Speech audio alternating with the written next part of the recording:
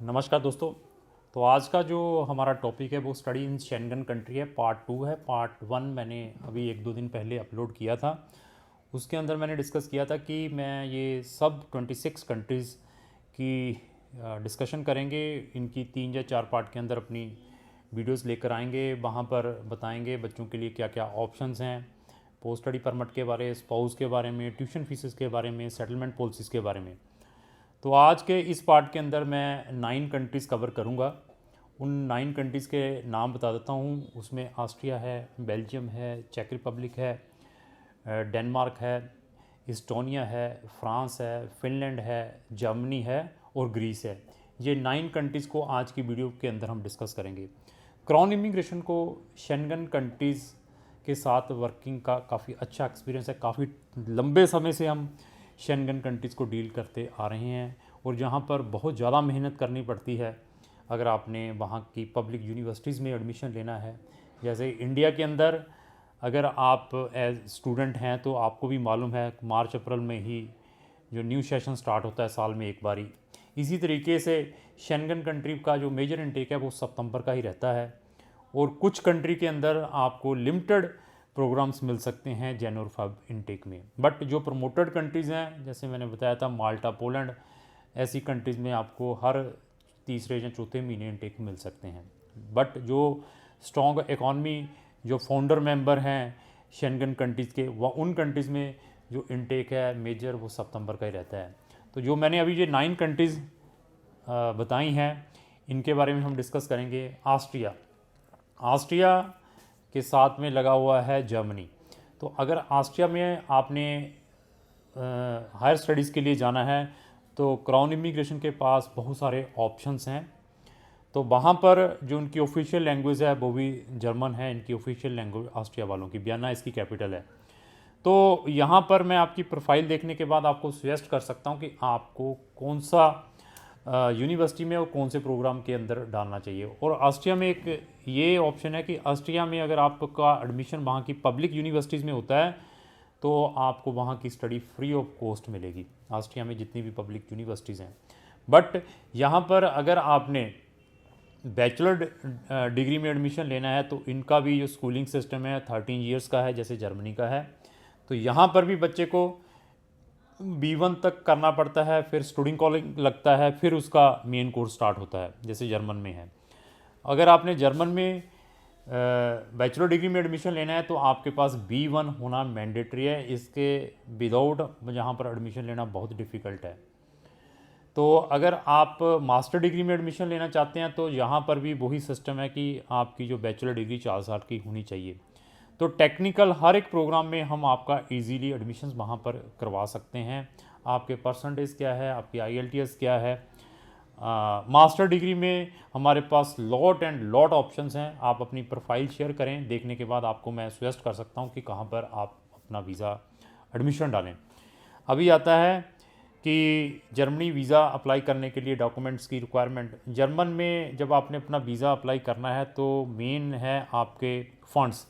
जब भी आपने वीज़ा अप्लाई करना है 12 से 14 लाख रुपया दिखाने हैं, साथ में अपनी ITRs भी दिखानी है और साथ में सोर्स ऑफ इनकम, आपके फादर मदर इंडिया में क्या करते हैं, ये सारे डॉक्यूमेंट लगाने हैं। अपना मोटिवेशन और कविंग लेटर शुड बी प्रेजेंटेबल। और ऑस्ट्रिया एम्बेसी जब आप फाइल जमा करवाते हैं तो एक स्मॉल सी इंटरव्यू भी लेती है और यहाँ पर कोई ब्लॉग्ड अकाउंट की रिक्वायरमेंट नहीं है। लेकिन ऑस्ट्रिया में जो स्टडी है वो टोटली फ्री ऑफ कॉस्ट है। तो अभी आता है पोस्ट स्टडी परमिट। यहाँ पे पार्ट टाइम वर्क भी बच्चा कर सकता है। पोस्ट स्टडी परमिट भी अलाउ है 1 ईयर का। इवन ऑस्ट्रिया में भी आप अपनी स्पाउस को अकम्पनी कर सकते हैं। बट जब आप वहाँ पर पहुँच जाते हैं, आपको रेजिडेंसी परमिट मिल जाता है तो आप अपनी स्पाउस को भी वहाँ पर बुला सकते हैं, इंटरनेशनल स्टूडेंट। बट उसके लिए डिफरेंट टाइप की फॉर्मेलिटीज़ है, वो फॉर्मेलिटी मैं बताऊँगा जब आप हमारे पास आएँगे। इसी तरीके से अगर आप शेंगन किसी भी कंट्री में हैं, ऑस्ट्रिया में ट्रांसफ़र लेना चाहते हैं तो क्राउन इमिग्रेशन आपकी हेल्प कर सकता है। फिर बेल्जियम भी बहुत ही बढ़िया कंट्री है जो कि मेन हेडक्वार्टर है पूरे यूरोपियन यूनियन का। और इनकी 2 ऑफिशियल लैंग्वेज है, 2 भी 3 भी कह सकते हैं, फ्रेंच और जर्मन। अभी जो बच्चे फ्रांस में सेटल नहीं हो पाते हैं या जर्मन में सेटल नहीं हो पाते हैं, या जिन बच्चों को फ्रांस का वीज़ा नहीं मिलता या जर्मन का वीज़ा नहीं मिलता, वो अपना ड्रीम बेल्जियम में भी फुलफ़िल कर सकते हैं। अगर आपको B1 तक आइदर फ्रेंच लैंग्वेज आती है जहाँ आपको B1 तक जर्मन लैंग्वेज आती है, तो आपका हम 100% वहाँ की गवर्नमेंट यूनिवर्सिटीज़ में एडमिशन ऑर्गेनाइज करवा सकते हैं, आइदर बैचलर और मास्टर प्रोग्राम्स के लिए।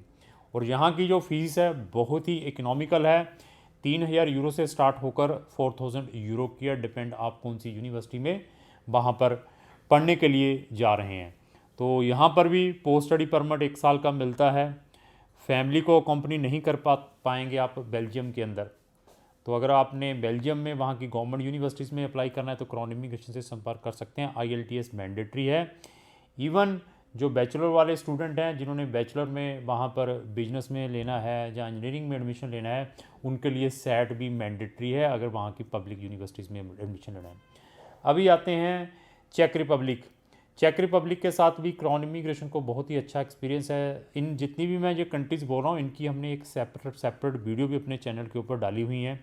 आप अगर हर एक कंट्री की सेपरेट वीडियो भी देखना चाहते हैं, कंप्रहेंसिव इन्फॉर्मेशन भी लेना चाहते हैं, क्राउन इमिग्रेशन के यूट्यूब चैनल पर जाकर ब्राउज करके उनको भी देख सकते हैं।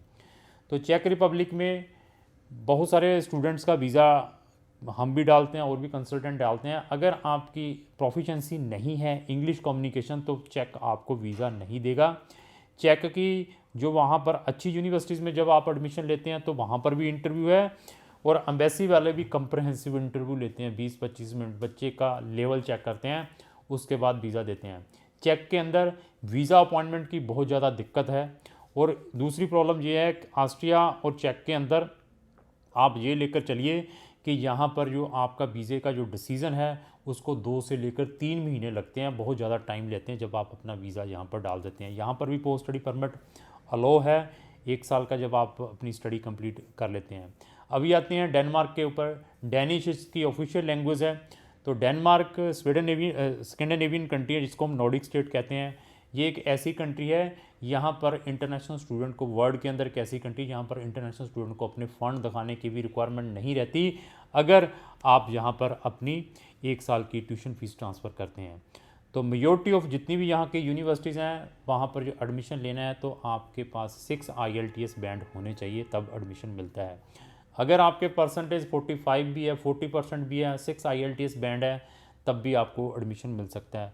40 साल ओल्ड स्टूडेंट को भी डेनमार्क में एडमिशन मिल सकता है विदाउट एनी प्रॉब्लम। तो डेनमार्क 6 मंथ का पोस्ट स्टडी परमिट प्रोवाइड करती हैं। डेनमार्क में आप अपनी स्पाउस और अपने डिपेंडेंट बच्चों के साथ अकम्पनी कर सकते हैं। अभी आते हैं इस्टोनिया के ऊपर। इस्टोनिया के अंदर 9 मंथ का पोस्ट स्टडी परमिट है। इस्टोनिया बहुत ही अच्छी कंट्री है। अगर आपका इस्टोनिया से किसी भी यूनिवर्सिटी का एडमिशन आ जाता है तो आपको 99% स्टूडेंट वीज़ा मिलेगा ही मिलेगा विदाउट एनी प्रॉब्लम। तो यहाँ की फ़ीस भी 4000 या 5000 यूरो की है। इस्टोनिया स्कैंडिनेवियन कंट्रीज़ के साथ में लगी हुई कंट्री है, बहुत ही बढ़िया कंट्री है, बहुत ही अच्छा वीज़ा सक्सेसफुल रेट है। क्राउन इमिग्रेशन से जब भी संपर्क करेंगे मैं आपको सजेस्ट करूंगा कि आपको केस कौन सी कंट्री के अंदर डालना चाहिए।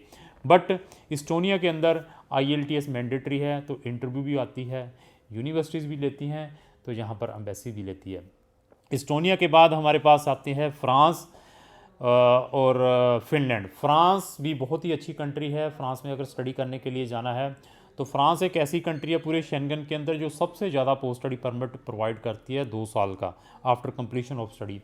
इवन फ्रांस ही एक ऐसी कंट्री है पूरे शेंगन के अंदर, अगर यहाँ से आप अपनी मास्टर या PhD करते हैं उसके बाद फ्रांस गवर्नमेंट जो इंडियन नेशनल है उनको 5 साल का टूरिस्ट वीज़ा भी प्रोवाइड करती है।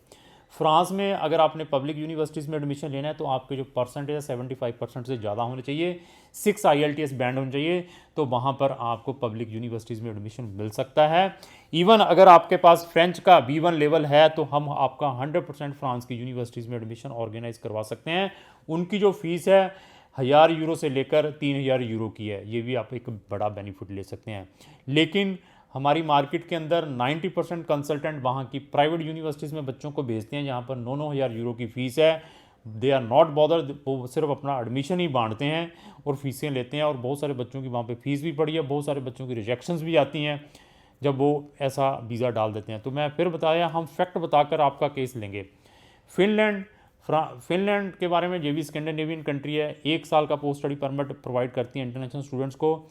यहाँ पर भी IELTS मैंडेटरी है, 5.5 बैंड के साथ भी आप एडमिशन ले सकते हैं। यहाँ पर आप अगर आपका +2 किसी भी स्ट्रीम में और अपनी बैचलर किसी भी स्ट्रीम में कर सकते हैं। ह्यूमैनिटीज़ वाला बच्चा भी वहाँ पर आईटी कर सकता है विदाउट मैथ। इवन जो बच्चे ने PCV से फिजिक्स केमिस्ट्री बायो से की हुई है तो वो भी कंप्यूटर इंजीनियरिंग कर सकता है विदाउट एनी प्रॉब्लम। तो ऐसे फीचर्स आपको बहुत ही लिमिटेड कंट्रीज़ के अंदर मिलेंगे।